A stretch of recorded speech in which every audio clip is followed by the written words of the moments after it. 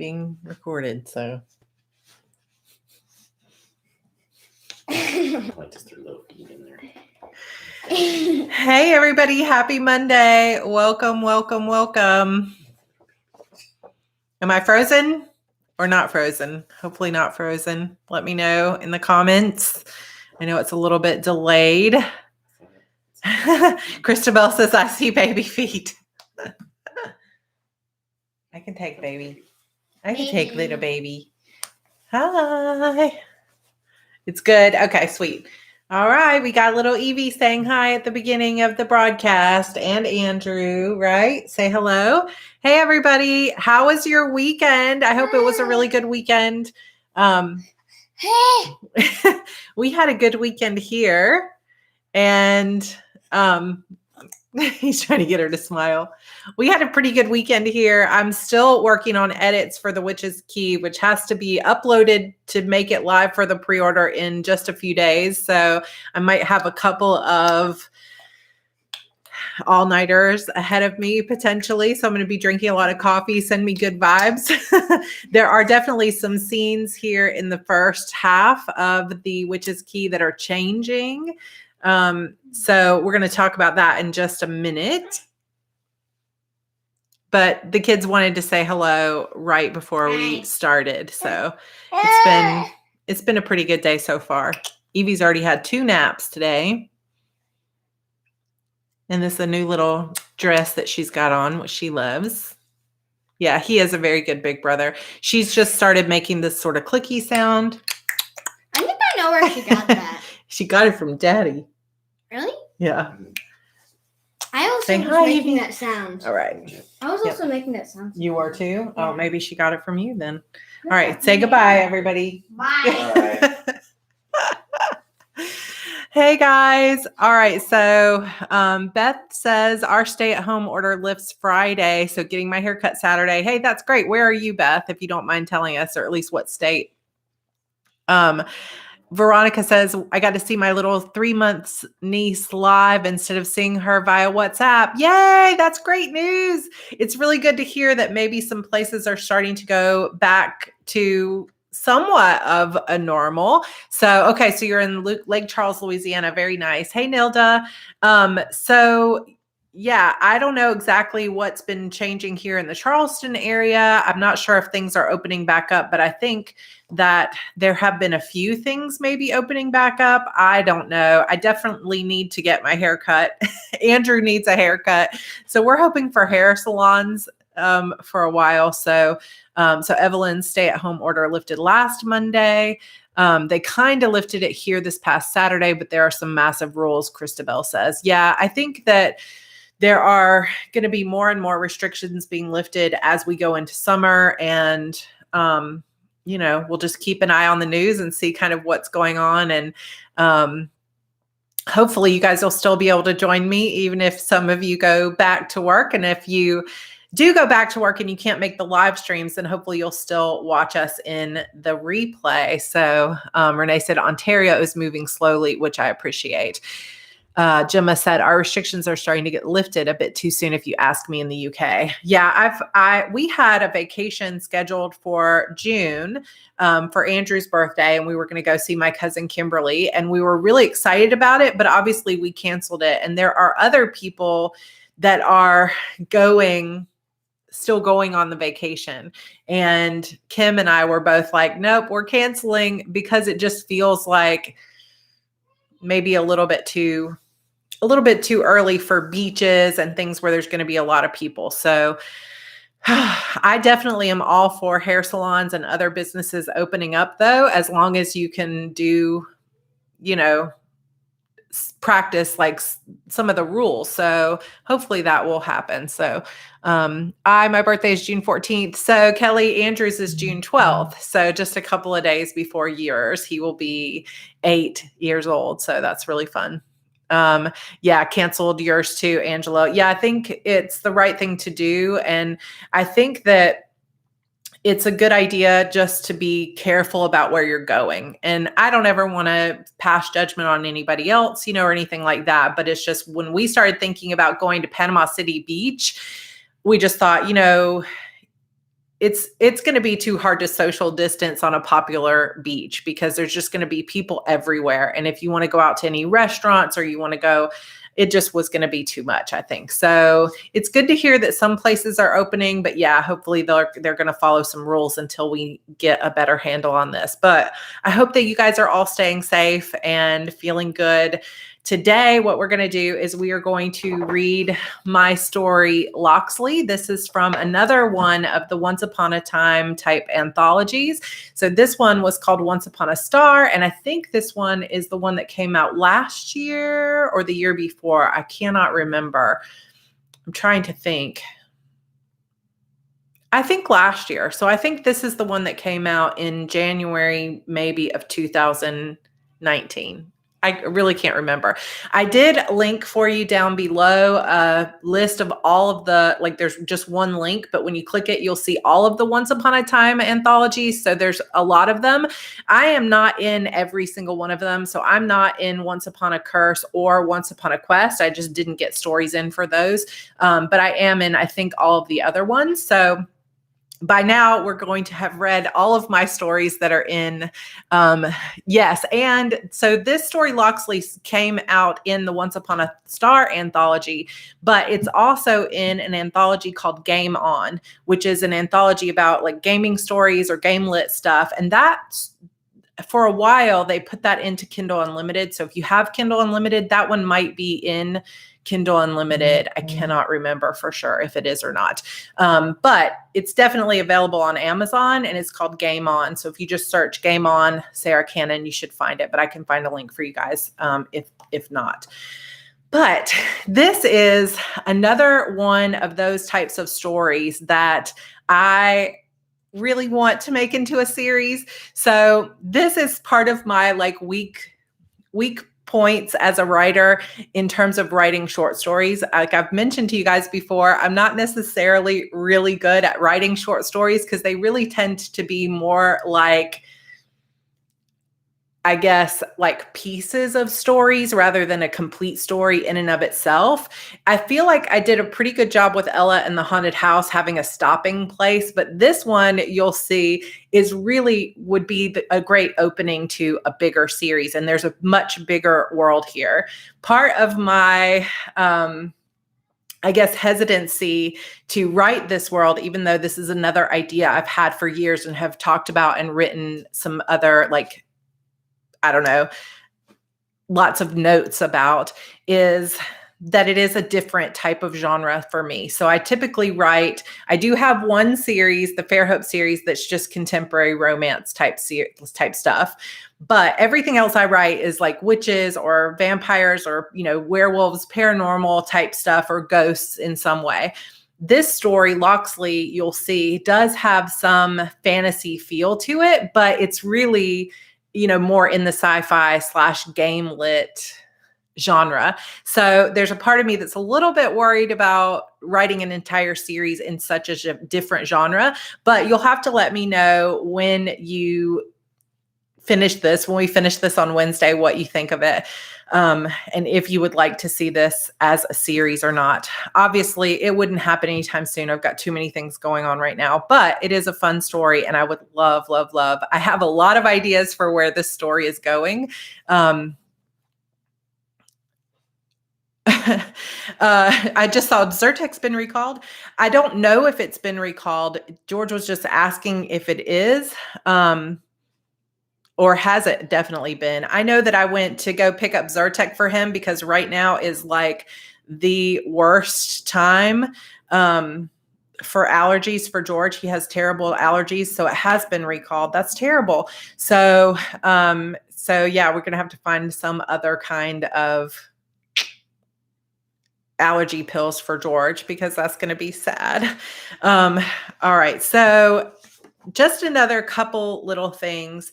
We'll talk about something at the end, but I also wanted to say that next week is the release of The Witch's Key. So it comes out on Tuesday next week. If you want to go ahead and pre-order it, you can. I am also going to be working this week on getting the paperback ready to go, and hopefully that will be live by Tuesday. Christabel and I have talked about in the past potentially doing some kind of like book plates, which is basically like a a sticker that you could put in the front of a paperback. But even if you didn't have the paperback and you just had the ebook, you could still get a signed sticker from me.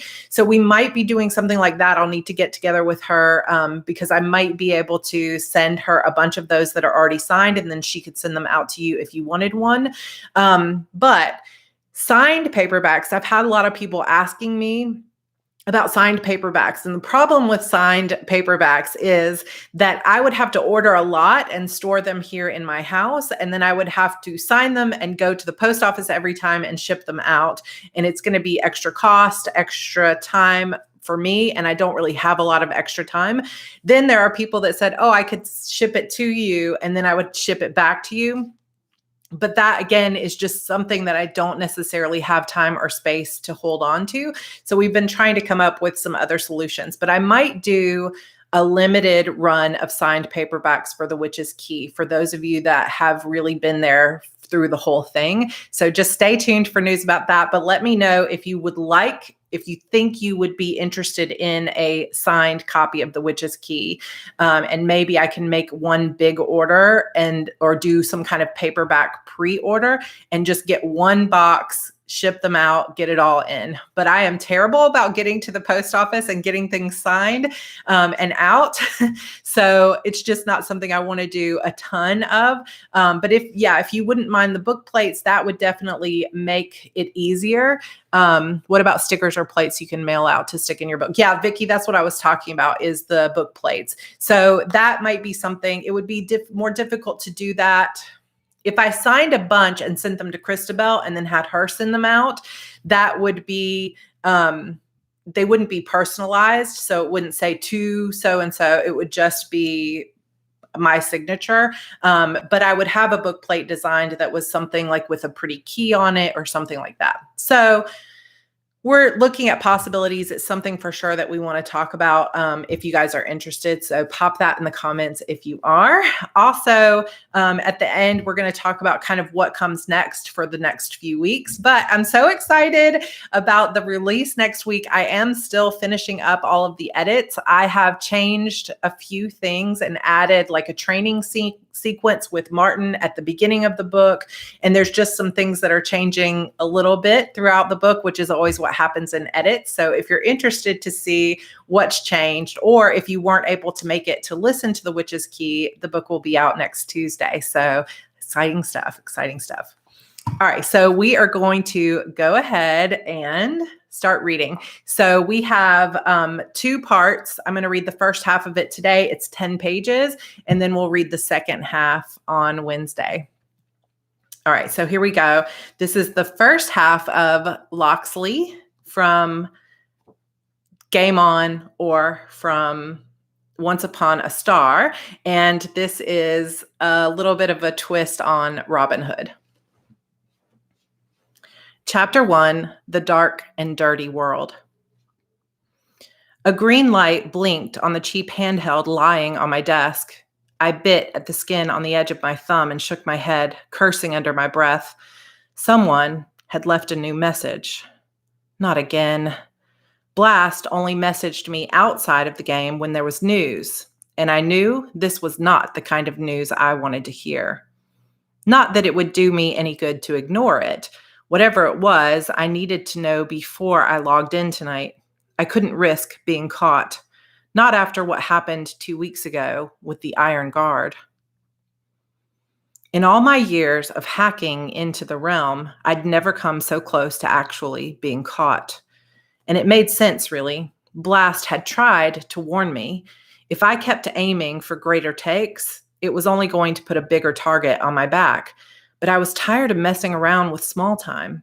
The goods I pulled from the courtyard and the smaller markets was barely enough to keep food on my own table, much less help those who were out there starving or dealing with the threat of being thrown out of the game entirely. If I was going to make a difference in this godforsaken world, I was going to have to take bigger risks. Besides, a close call was just that, close, and close was not caught. As long as I kept my wits about me, I could always find a way out. And thanks to my special abilities and my homemade black market gear, I was completely untraceable. The Iron Guard would have to actually put their hands on me here in the real world to take me down, and I wasn't about to let that happen. Blast, the only one of my online friends who actually knew my real identity, warned me to take a break from the realm for a while. Rumors of a new band of thieves tearing their way across the realm had been flying through the forums and chat channels for the past few weeks if you knew how to listen. Blast swore that after a few more days, everyone would be talking about the leader of this new crew, Ghost, and the heat on Loxley would die down. Then I could waltz back in and take whatever I wanted without fear of the Iron Guard looking for me. But Blast didn't understand. He was a lifer, one of the lucky rich kids who was always logged in, someone who didn't ever have to log out and see life for what it really was. For the lifers, the realm was the only real world they'd ever known, which was maybe part of why I trusted him with my real name and a way to reach me outside the game. I knew he would never actually come looking for me, because to do that, he'd have to log out. And lifers never logged out. Everyone else online simply knew me as Loxley, an unregistered and untraceable character who appeared from time to time, stealing from the wealthiest of players and distributing the money to those who needed it most. The Iron Guard, the force that policed all activity inside the realm, had been looking for me for 3 years. They'd even put a sizable bounty on my head, which had caused quite a few problems for me at the time. Let's just say that bounty had taught me who my real friends were. I was more careful these days, keeping to the shadows and only showing up on private chat channels with people I knew I could trust. And no one in my real life knew who I was online. I kept the two identities completely separate, and for good reason. My real name, Shara Varain, had been banned from online access at the age of 5. No one had ever told me why, and none of us who were banned had ever received any kind of explanation as to why we were kept out of the realm. Rules were rules, and here in the city of Shangyo, no one questioned the rules. Not and lived to see another day, anyway. At 5, every child was tested and taken through a series of physical and psychological evaluations by a team of stern-faced doctors in white lab coats. The results of those tests were never given to us, but for some reason, the doctors used those results to determine which children were allowed to log into the realm and which children were not. And every decision was final. I'd heard of parents arguing with the results before, but from the rumors, that never turned out well for anyone. As for me, I hadn't had any parents around who felt I was worth arguing for. I'd been on my own for as long as I could remember, and that was fine by me. As Shara, I went to work daily in the sewers beneath the city, cleaning and maintaining the feeding systems that allowed lifers to stay inside their pods full time. Fluids and nutrients were delivered to them through one set of tubes, while waste was taken away through another. I kept my head down, my mouth shut, and I did my job. I didn't smile. I didn't complain. I made sure no one noticed me, which meant I did just enough to not get in trouble, but never enough to get praised. And after work, I came home to my tiny cubicle of an apartment and hacked into the realm through the use of a rig I'd built myself from spare parts.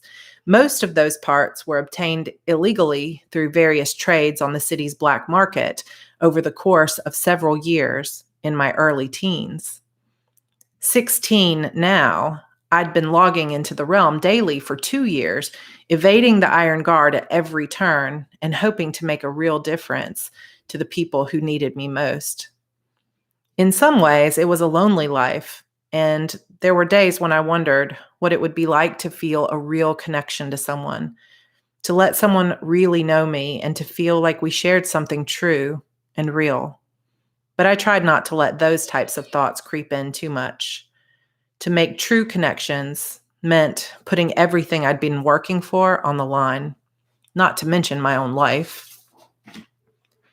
I wasn't sure what the Iron Guard would do to me if they ever caught me, but if they found out who I was and that I'd been banned from the realm, I had a feeling they wouldn't exactly go easy on me.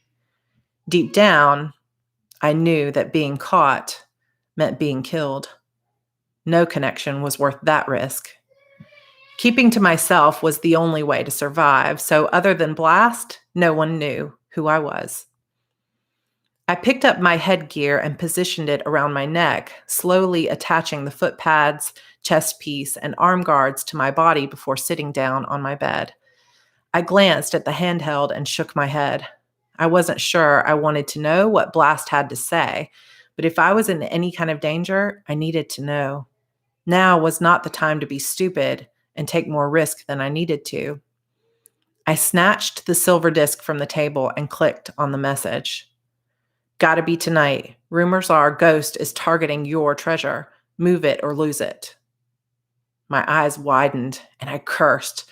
My treasure? It had taken me months just to locate the Orb of Altress, much less to come up with a plan for how I would steal it. As far as I knew, Ghost and his crew had only entered the game a few weeks ago. There was no way they were already heading for one of the most valuable, privately owned magical items in the game. Shiz, what was I going to do now? If he got to it before I did, that would mean months worth of work and planning down the drain. Not to mention more than 50 families who would have trouble paying their subscription fees for next month. I needed that orb, and I already had a buyer lined up and everything. What would a thief like Ghost want with the Orb of Altress anyway? From what I knew of him, he never fenced the items he stole. He seemed to hold on to them, but for what purpose?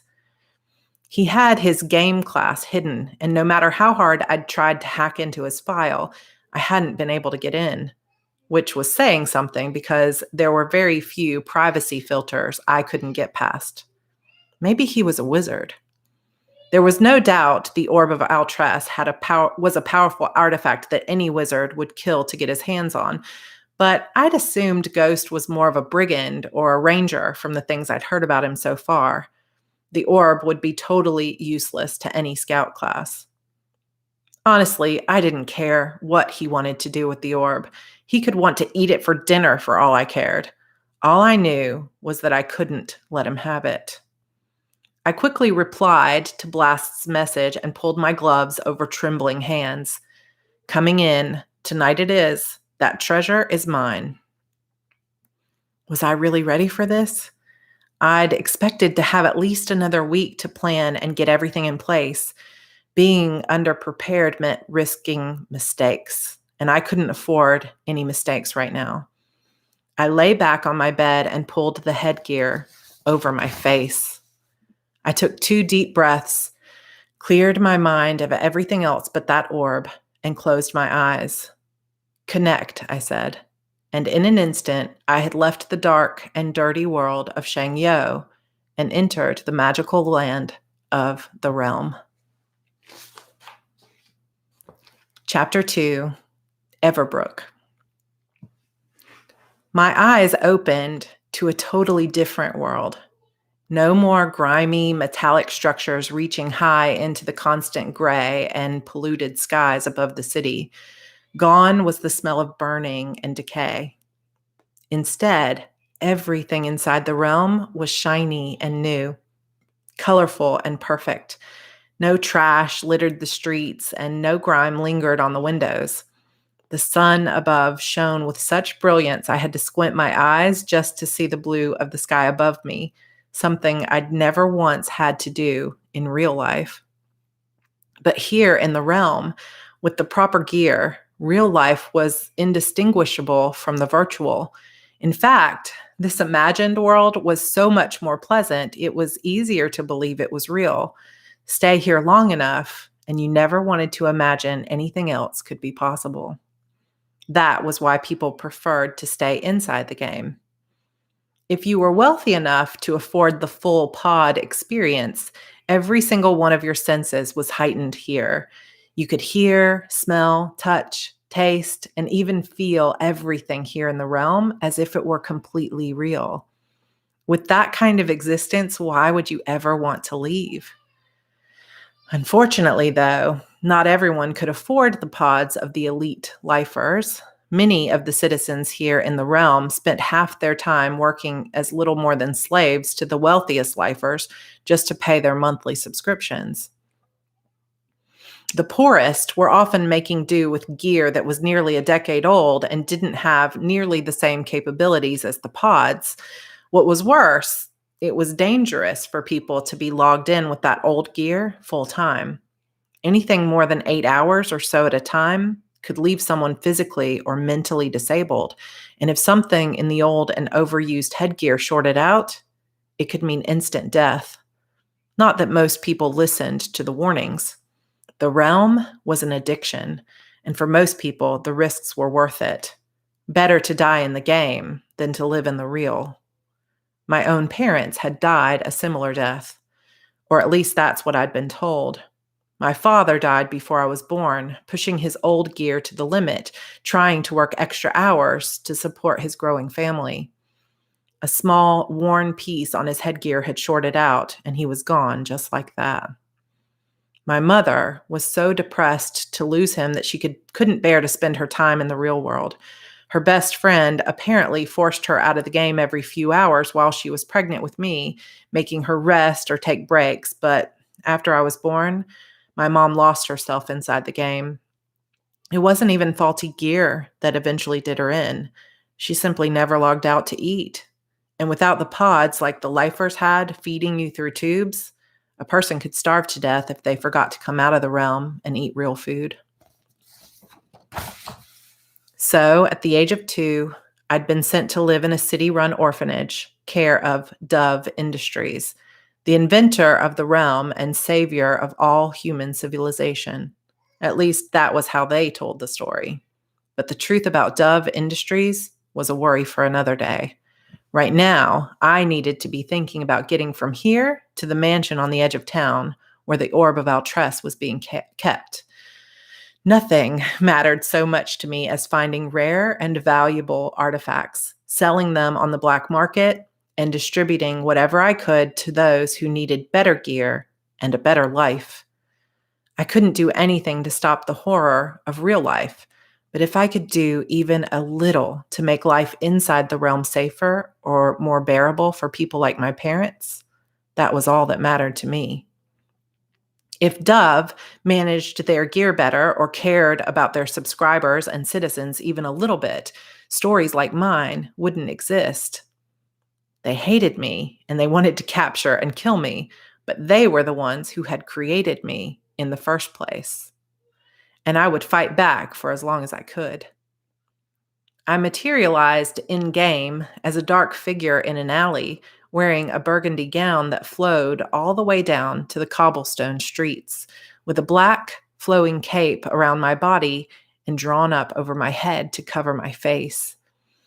In the game, my avatar was constantly shifting her appearance, while my real-life hair color was a dirty dishwater blonde that was cut sharp around my chin.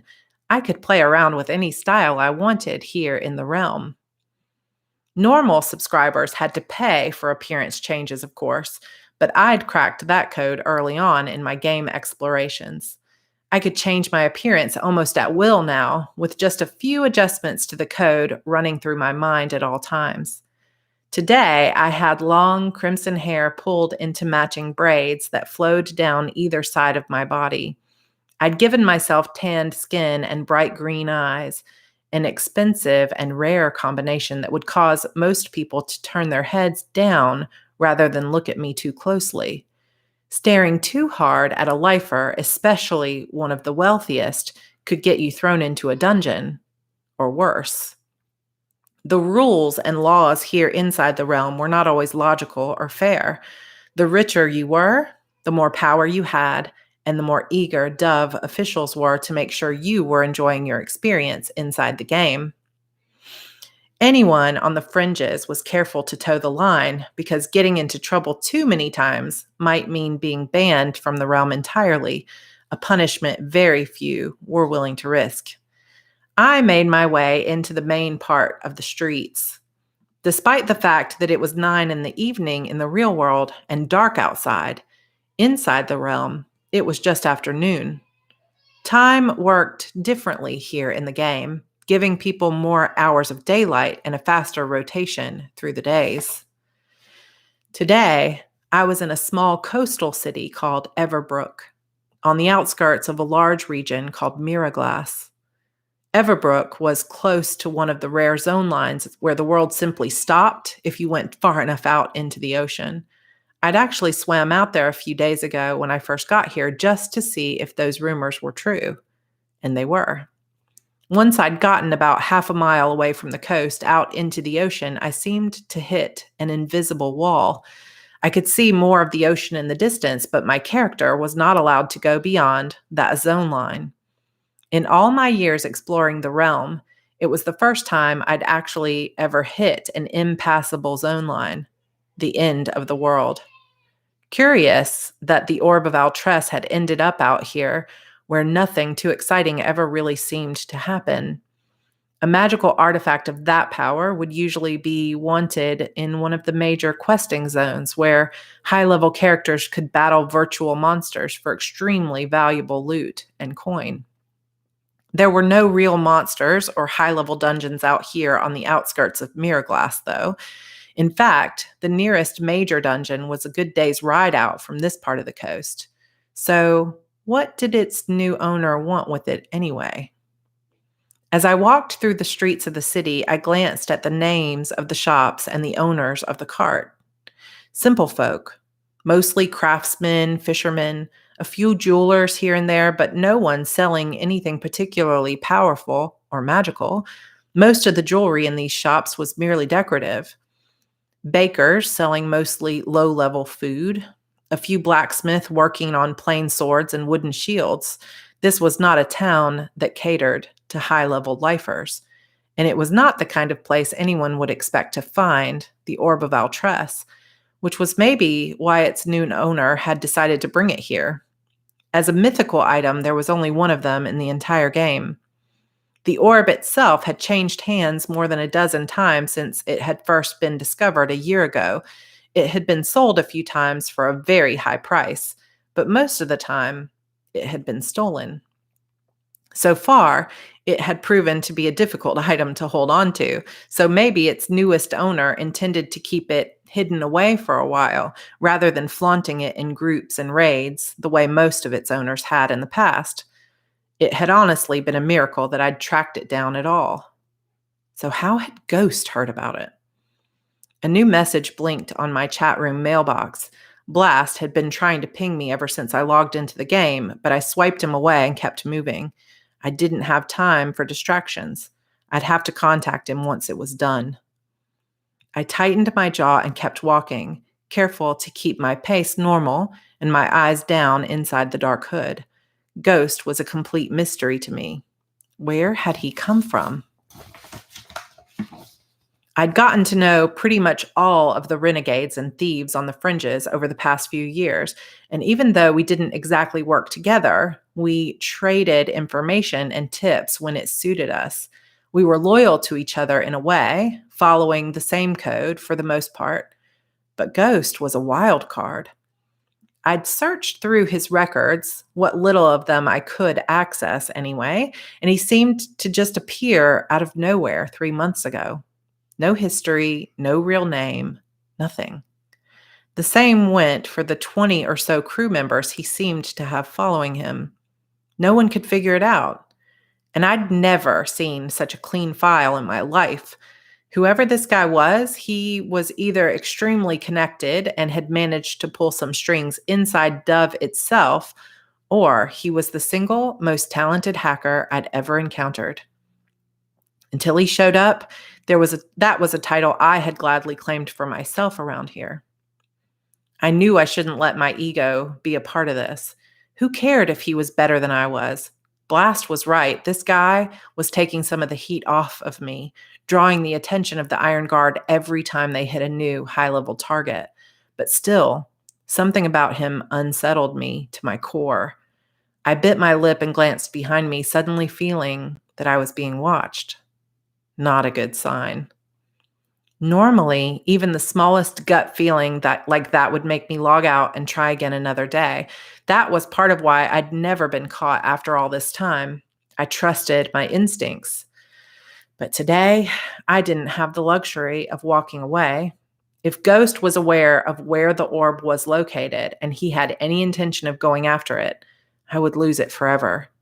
I had too many families depending on me right now to let this go. I cursed and ducked into a side alley, touching my hand to my temple the moment I was out of view. My appearance changed instantly. Instead of the burgundy gown and cape, I was now wearing a rough green wool dress and boots. My blonde hair was pulled into tight curls against my head. I picked up the pace but turned to spare a glance at the entrance to the alley. A few people passed by, but no one looked my way. I sighed as I hurried through the damp alley, paranoid. When I emerged on the other side of the alley, I'd changed again. This time, I wore a pair of brown trousers, plain brown boots, and a cream-colored button-up shirt. With my short black hair and boyish features, I looked nothing like the crimson-haired woman who had first stepped into the alley on the other side. It cost more energy than I wanted to spend this early to shift my appearance so often, but I wanted to make sure I wasn't being followed. As much as I didn't want to lose the orb of Altress, I'd never be able to help anyone again if I lost my life because of it. I hurried down the side streets until the mansion on the hill finally came into view. It was a modest mansion compared to the castles and opulent homes of the northern cities, but for this small fishing village, it was probably top dollar.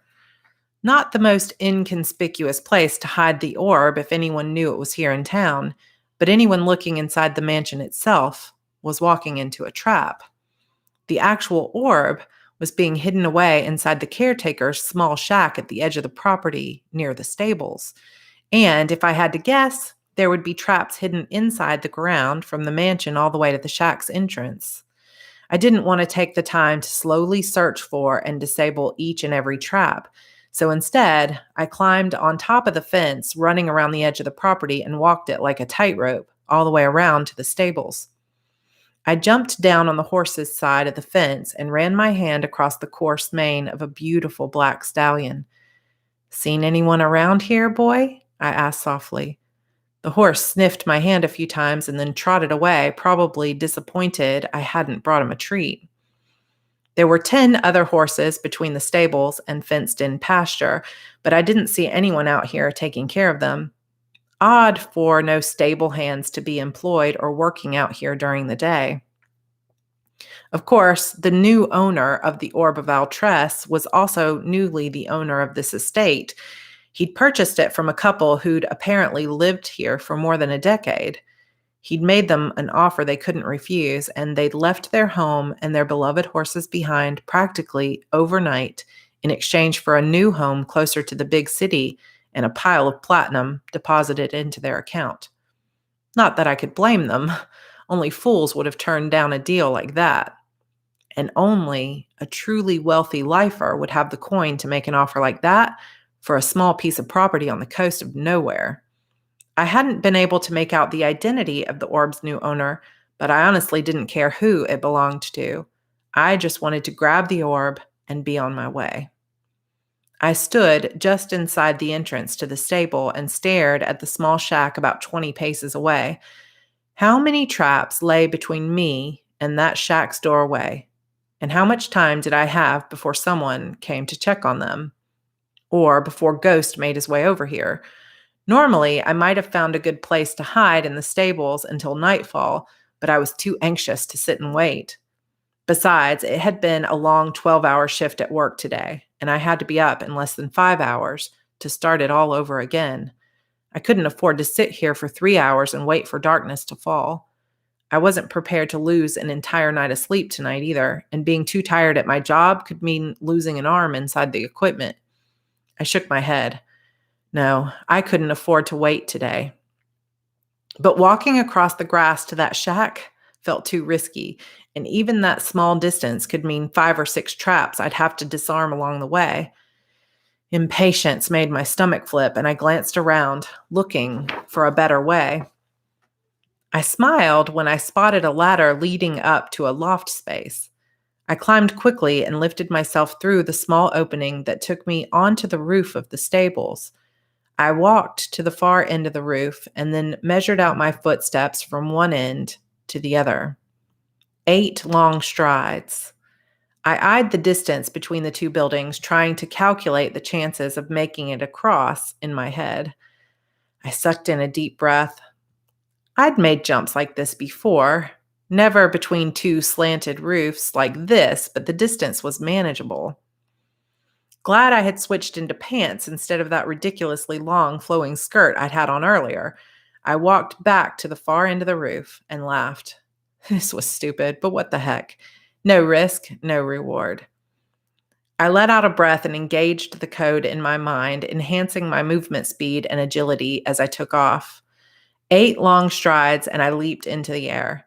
To anyone watching, it would have looked like a blur flying through the space between the two structures. And for a second, I wondered if I'd gone too far, boosted my speed too much. But then I came down right in the center of the shack's roof, my heart racing. I slowed my speed and shifted my stats again to boost my stealth, making myself nearly invisible to anyone who didn't have enhanced detection abilities. I crouched there for a long moment, waiting to make sure there were no footsteps or other signs that someone inside had heard me land on their roof. When no one came and nothing around me stirred beside the horses, I crawled over the roof toward the open window. I placed my hand on the area just above the window and ran through a special set of code Blast created for me, checking for any sign of traps or alarms. When nothing triggered, I smiled and lowered myself down and through the window, one step closer to the orb of Altress. Okay, so that's the first part. Obviously, this one wasn't written to be read, so there's no real cliffhanger, but it does leave you thinking, okay, what's going to happen next? And I know that some of you have actually read this before. Just curious, too, how many of you are gamers, because I see Roseanne says, I'm enjoying this, but I have never played role-playing games, so it's really interesting. So some of you know, many of you know that George and I actually met playing a game called EverQuest 2. So that's kind of where the name Everbrook came from, is I just thought, oh, that's kind of cool. And this idea, like when you play a game like EverQuest 2, or you play like, I guess, like WoW or Final Fantasy, usually if you go out far enough into a zone, you hit a wall. So it's like you can see what's beyond it, but there's no more zone. And that's kind of how it, it often works in a lot of these games. So eventually you can hit that. So she's in a town that's kind of at the edge of the world, where if you go far enough out into the ocean, you just hit a wall that you can't go further. But George and I met playing EverQuest 2, gosh, 13 years ago, maybe. But that's like where this idea of like, is he a wizard or is he a ranger or a scout? So if you were a gamer, you would know that in a lot of fantasy style games, it's often a kind of thing where you choose a class. And so you'll have a race. So your race might be human, or it might be elf, or it might be who knows, like there's cats, there's Kara in EverQuest 2. So it's like you choose your race, and that determines kind of how you look. And then you get to choose how you look specifically. Like, do you want your eyes turned up, or do you want blue eyes, or do you want gray eyes, whatever. Then you choose your class, and your class is kind of your fighting type. So if you're a scout, that means you're going to be some kind of gamer, or some kind of either like person who like stabbies, so like an assassin, or a ranger who has like a weapon or a bow or something like that. So scouts are usually support DPS, like they do damage per second, and they usually are good at damage. But then you also have like casters, which are like wizards or warlocks or conjurers, and those are characters that aren't really good. If like people call them like No, it's like my brain trying to explain this to people. I'm terrible at this. But you really don't want to get in if you're like a wizard or something. You are weaker, so you can't really take a hit. So you can cast really powerful spells, but you usually want to stand back, right?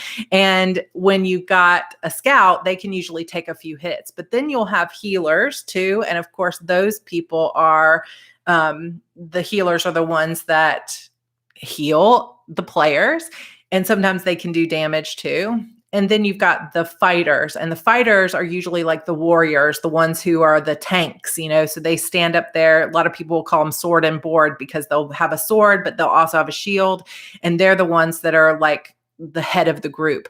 And so the way most games like this are put together is that when you make a group of people and you're all going after the same things, you would have a makeup of like a fighter who is the one that rushes in and like starts beating on the enemy, but the healer is healing you. And then you want the DPS, which is the like wizards and stuff, and the scouts.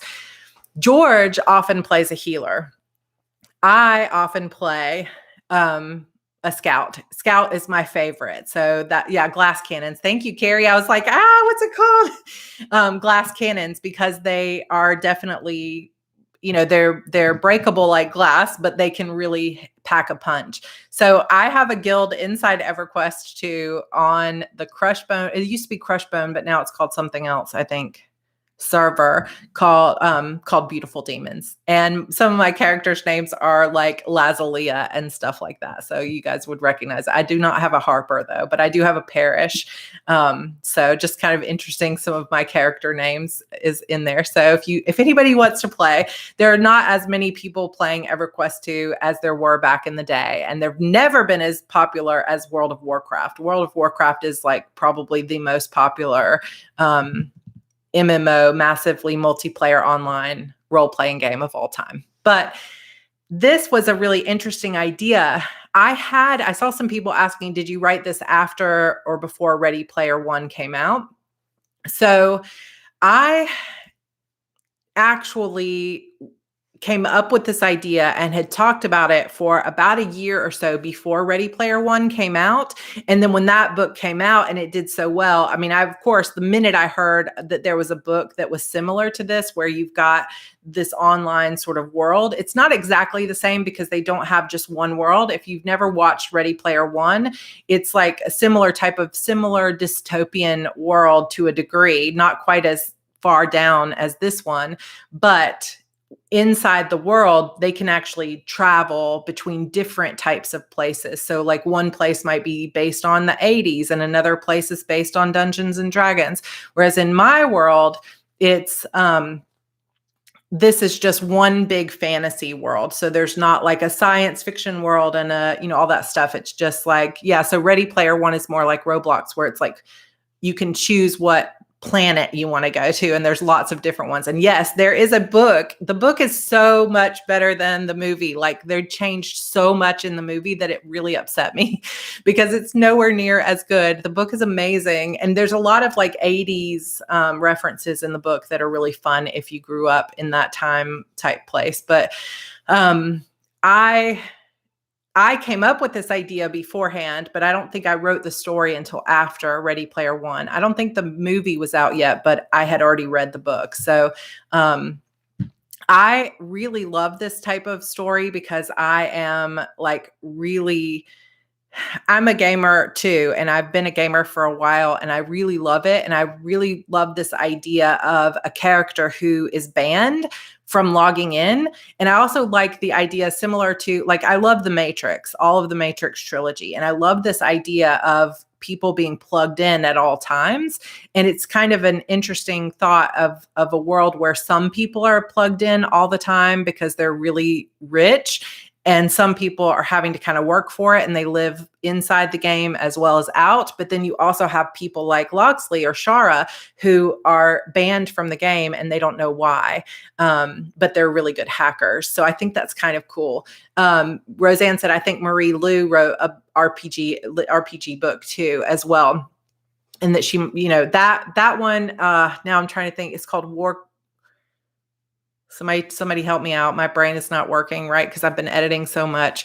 Warcross. So that, I think, because of the name Warcross, was based similar, probably more on World of Warcraft. But I think it's about like a contest that they're running, and she is hired to come in and check about some people that might be cheating.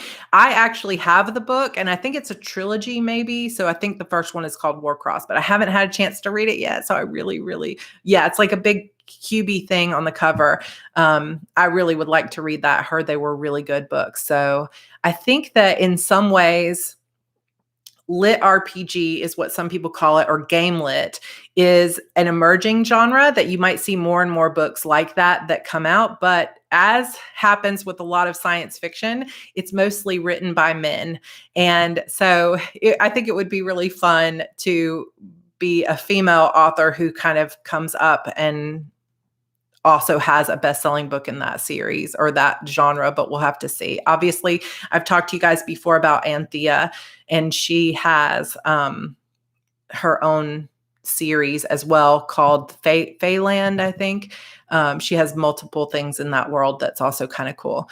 Yeah, so SAO is also another huge part. Like SAO is probably, between my love of EverQuest and SAO, is where I really started thinking like, man, this would be such a cool thing to tell. So if you're not familiar with SAO, there is an anime called Sword Art Online, and it is basically based on this type of headgear where you can put the headgear on. It's just like set in Japan, and you put the headgear on, like nerve gear, I think is what they call it, and it immerses you in the game. And so they did a trial run of the game. There were some betas who tested it. And then when the game launched on, release day, everybody, like tens of thousands of people, logged into the game, and they could never log out. And they find out at the very beginning that they're not allowed to log out, and that if you die in the game, you die in real life. And it's amazing. It's one of my favorite anime of all time. So it's the only way they'll ever get out of the game is if someone beats the game. But of course, you can't beat the game without going up these levels, and it's very, very dangerous. So a lot of people are going to die. So it's just amazing. It's really, really good. Here comes the baby again. Big Hero 6, is that it? Yeah, that's a really good one too. Dun, dun, dun, dun. And say hello to everybody again. Yeah. Evie today is wearing cherries on her little shirt. And my first character that I played when I met George was Cherry. So I always look for things with cherries. Is SAO on Netflix or Prime or Hulu or somewhere? I'm pretty sure SAO is on Netflix. That's where I think where we watched it, and I think it's still available there. I'll check it out though and see. But there are like 3 seasons, or maybe even now they've released kind of a 4th thing. But the first season is that one, and then the second one is in a different game, and so on and so on. So really, it's that first season is amazing, and then the 3rd season is a different set of characters. And then they just released, I don't know. We just watched something a little bit different as well that does not have Kirito and Asuna. Asuna, by the way, is a character from Sword Art Online and is also one of my character names in EverQuest too. I have a lot of alts, but I almost always play scouts and stuff like that. Isn't that Bo cute? She's so cute. And say goodbye, everybody. Say bye-bye. She'll come back, and then she just needs some milk. Yeah, we probably need to wrap it up anyway. So a couple of different things that I wanted to talk about before we go is what's next after this. So obviously on Wednesday, I am going to be reading again for you the second part. It's not quite as long. It's just 8 pages for the second part of Loxley. And then on Friday, again, we'll just do another coffee chat because I think that seemed to work out really well and was super fun. But then it's like, what do we do next week? Because I'm definitely not going to be ready to start the season 2 of The Witch's Key. And I'm still I've got to get through the edits and get the book uploaded before I make any decisions about when that's going to happen. So if you have any ideas about what you would like to do after next week. So next week is the release of The Witch's Key. So I thought we could do some things like I'm changing and writing a couple extra scenes. So I could read to you some of the extra scenes next week. We could also have like a release party, similar to what we did for the like finale party, but something a little bit different. So we could do that next week, kind of have a launch The Witch's Key release week events. But then what comes next? Is there anything else from my backlist that you guys would like for me to read? Like I could just read the first book of Beautiful Demons maybe, but I don't know if I want to do that or not. So it's just kind of up in the air. So let me know what you think. Fingers crossed we'll be celebrating Once Upon a Kiss's popularity. Yeah, I didn't update you guys on the USA Today stuff. So Anthea said it's going to be kind of on the edge, but she thinks we're on the lower end. So we're just going to be waiting until Thursday to find out. I am kind of already preparing myself for the fact that we might not hit the list because we weren't quite like where we wanted to be by Friday. And I told you guys that on Friday. But after I mentioned it to you guys here and I mentioned it on my Heart Breathings channel, then we had a couple people from the group send out their newsletters and things like that. So she said we saw a pretty big boost on Friday night that could put us over into potential. So we're just going to cross fingers and we'll see. All I got to say is thank you so much for all the support. Some of you I know bought it in multiple places and gifted it to people. It really means a lot to me that you did that. And we're going to just not be disappointed if it doesn't hit the list this time. Like I've mentioned to you guys before, this is something hitting the USA Today bestseller list is something that was on my vision board for this year. And I am going to try again. So the next time that I try to hit the list will be with a box set of more of the Shadow Demons saga. So it's going to have at least 7 of the books from the Shadow Demons saga and side stories. So I will let you guys know more details about that when it is coming out. That will be closer to when Vengeful Darkness is coming out. So yes, Venom is another thing I could read. So this is from the Shadow Demons saga world and is another short story that I wrote for a anthology called Nightshade, I think is the one that was in.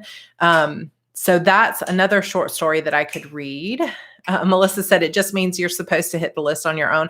I mean, I hope that's true. I do believe that I will someday be a USA Today bestseller.